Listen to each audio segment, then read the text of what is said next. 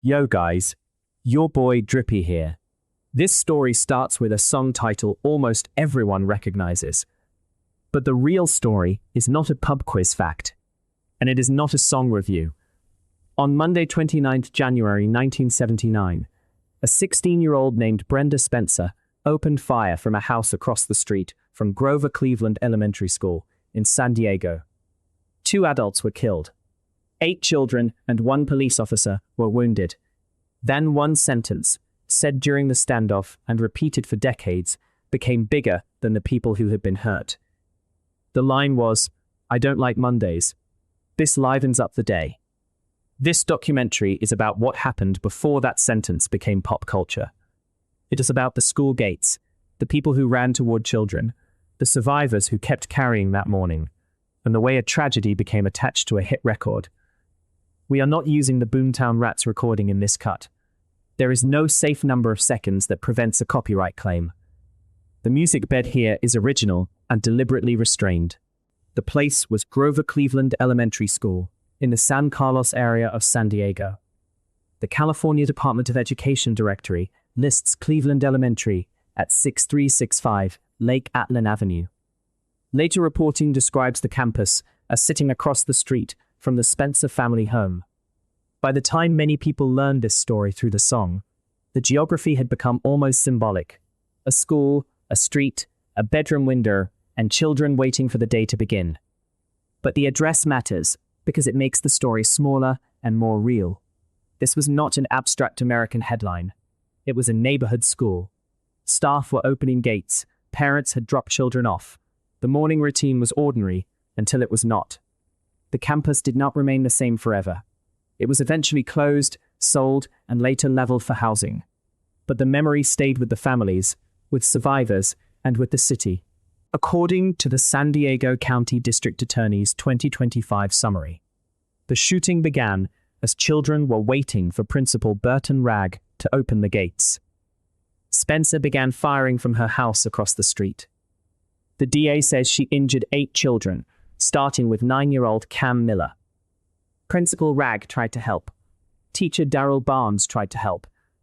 Ragg was shot and killed. Custodian Mike Suchar also moved toward the danger, trying to pull a student to safety. He was killed as well. A police officer, Robert Robb, responded to the scene and was wounded in the neck. The DA says Spencer fired 36 times before barricading herself inside the house. Those details are stark, but they are important. The adults who died were not bystanders in a distant headline. They were people who moved toward children when the safest instinct would have been to move away. The shooting turned into a standoff that lasted for hours. Police surrounded the house. Students were moved away from windows and eventually taken to safety. Neighboring homes were evacuated. During that period, a reporter reached Spencer by telephone. The version repeated in the DA's 2025 release is the line that later became infamous. "I don't like Mondays. This livens up the day." It is tempting to treat that as the whole explanation. It is also too easy. A sentence can become memorable because it is cold and absurd. That does not mean it explains a crime. It may explain why the media remembered the case. It does not explain what the children saw, what the families lost, or why adults were killed at a school gate. After several hours, Spencer came out of the house and surrendered. A historical arrest photograph from the period is used in this film only as a public domain record, not as an icon. 40 years later, San Diego Union Tribune reporting, republished by the Los Angeles Times, showed how long the mourning kept echoing.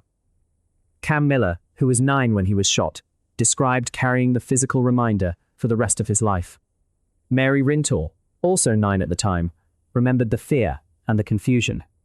The children did not understand why someone was shooting at them.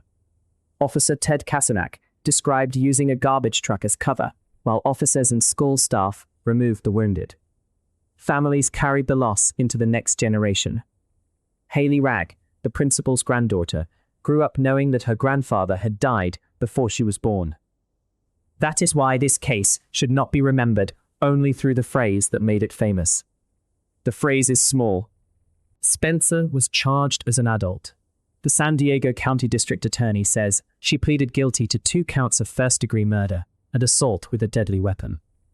On the 4th of April, 1980, the day after her 18th birthday, she was sentenced to concurrent terms of 25 years to life in prison.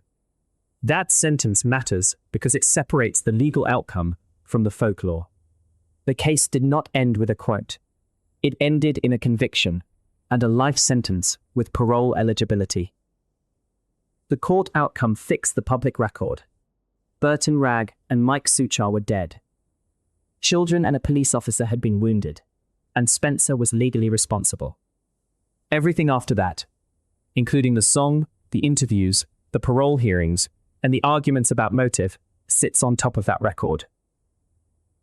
The song entered the story almost immediately. Music reporting says Bob Geldof learned of the shooting while in the United States, seeing the news come through on a telex machine while the Boomtown Raps were doing radio promotion. The song I Don't Like Mondays was released in 1979. Official charts records it reaching #1 in the UK, with 4 weeks at the top. That success changed how the case traveled. Many people outside San Diego did not first hear the names Burton Ragg or Mike Suchar. They heard a title, they heard a chorus, they heard a story compressed into a phrase. That is the tension at the center of this documentary. Art can preserve memory, but it can also flatten it. So in this cut, the song is context. It is not the soundtrack. We can talk about the cultural fact without replaying the copyrighted recording or turning the case into nostalgia. The case is not only history. In February 2025, California Board of Parole Hearings results listed Brenda Spencer, CDCR number W14944, for a subsequent suitability hearing. The result was deny 3 years. The San Diego County District Attorney also announced the denial, saying prosecutors objected and victim statements were considered. The DA's release says Spencer had previously been denied parole in 1993, 2001, 2005, 2009, and 2022. After the 2025 denial, the release says she is eligible again in 2028. That current status is important because the story is often told like a sealed-off relic from the 70s. For the victims' families and the surviving wounded, parole hearings reopen the case on a timetable. The public remembers a phrase. There is a trap in this story. The trap is pretending that the infamous line is a motive. It is memorable. It is chilling. It is one reason the story traveled through music and media. But a line spoken during a standoff is not a full psychological explanation. Later reporting and parole material raised questions about Spencer's childhood, mental health, responsibility, remorse, and risk. Some claims are contested. Some are post-conviction accounts. None of them changes the basic court outcome. A careful documentary has to hold both things at once. It should not make the offender into a mystery figure. It should not use trauma as a neat answer. And it should not let one sentence swallow the names of the people who were killed and wounded. The better question is not whether she really disliked Mondays. The better question is why the culture remembered that line more easily than the people at the school gate. The Cleveland Elementary shooting is sometimes described as the first modern high-profile school shooting. That wording matters. It was not the first school shooting in American history, but it was one of the cases that showed how a school attack, a teenage offender, live media attention, and a simple repeated phrase could fuse into national and international memory. The song then carried that memory even further. That does not make the song the villain of the story. It does mean the story needs care. If a documentary only follows the famous line, it risks doing the same flattening all over again. The fuller story is about school staff who tried to save children who survived, a city that kept remembering, a court record, parole hearings, and the uneasy question of how media turns violence into shorthand. So, that is the story behind the song title. On 29 January 1979, Burton Ragg and Mike Suchar were killed at Cleveland Elementary School.